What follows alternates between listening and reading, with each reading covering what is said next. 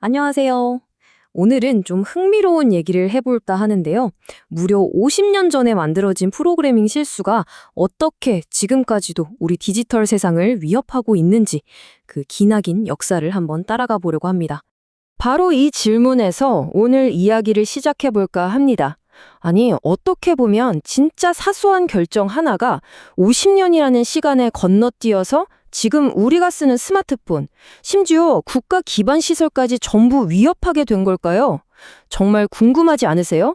자, 한번 깊숙이 들여다보시죠. 자, 그러려면 시간을 거슬러 올라가야 합니다.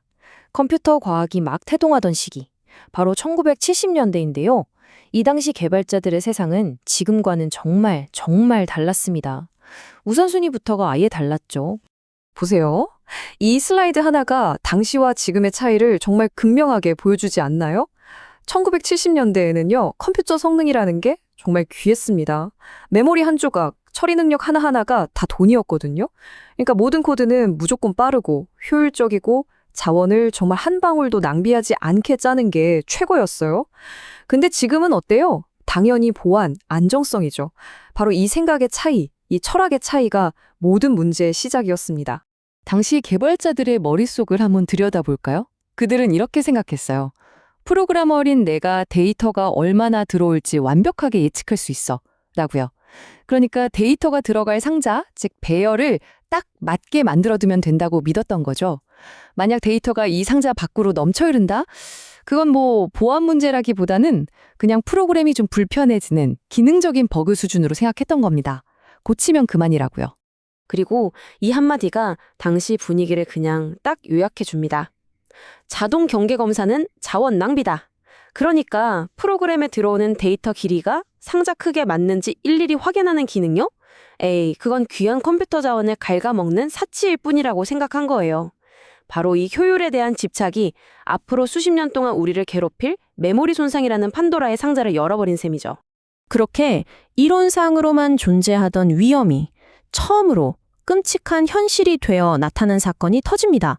그게 바로 1988년에 있었던 모리스 웜 사건입니다. 10%? 정말 충격적인 숫자 아닌가요? 단 하나의 작은 프로그램이 당시 인터넷의 10분의 1을 그냥 마비시켜버린 겁니다. 이때 사람들은 처음으로 깨달은 거죠. 아, 이 메모리 결함이라는 게 그냥 사소한 버그가 아니구나. 전 세계를 멈추게 할 수도 있는 정말 파괴적인 무기가 될 수 있구나 하고요. 자, 그럼 이 모리스 웜이라는 게 대체 어떻게 작동했던 걸까요? 제가 아주 쉽게 설명해 드릴게요.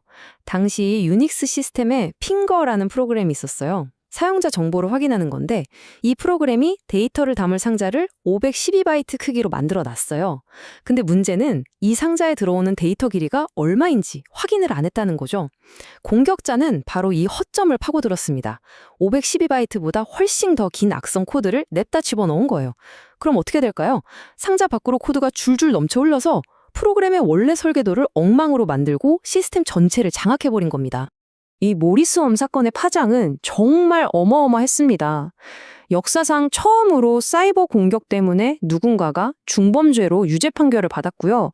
더 중요한 건 앞으로 이런 공격에 체계적으로 대응해야 한다는 목소리가 커졌다는 겁니다. 그래서 만들어진 게 바로 최초의 컴퓨터 비상대응팀 CRT예요. 어떻게 보면 현대 사이버 보안의 역사가 바로 이 순간 시작됐다고 할 수 있죠. 모리스 웜이 세상에 처음으로 경고음을 울렸다면 이제는 그 공격 기술이 더 이상 소수의 해커들만 아는 비밀이 아니게 되는 그런 전환점이 찾아옵니다. 이 타임라인을 보시면 위협이 어떻게 점점 커졌는지 한눈에 들어오죠. 1972년에 미 공군에서 이거 위험할 수 있다고 막연하게 경고했던 게 1988년 모리스 웜으로 현실이 됐고요. 그리고 마침내 1996년 결정적인 한 방이 터집니다. 재미와 이익을 위한 스택 스매싱이라는 이름도 기가 막힌 논문이 발표된 거예요. 그리고 이 기술은 2000년대 초반 코드레드나 SQL 슬래머 같은 악성 코드에 그대로 사용되면서 전 세계를 공포에 떨게 만들었죠. 이 스택 스매싱 논문은요, 사실상 해킹 교과서나 마찬가지였습니다. 이렇게 하면 시스템을 공격할 수 있습니다 하고 A부터 Z까지 친절하게 알려준 셈이니까요.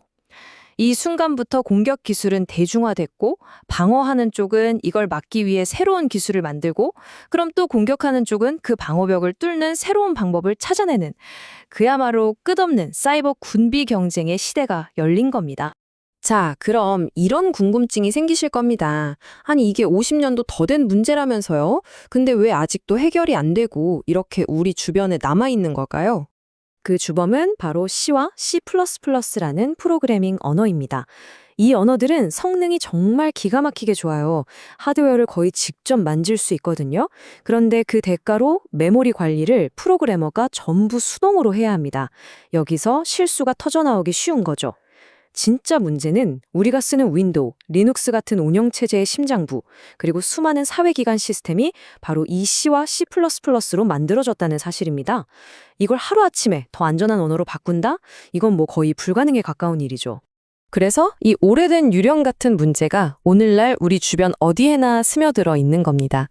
여러분, 거실에 있는 스마트 TV, 주방의 스마트 냉장고 같은 IoT 기기들부터 시작해서요. 발전소나 공장을 돌리는 산업 시스템, 국가의 통신망이나 금융망 같은 핵심 인프라까지요. C와 C++로 만들어진 모든 것들이 이 50년 묵은 버그를 유산처럼 고스란히 물려받은 셈입니다. 하지만 다행히도 희망은 있습니다.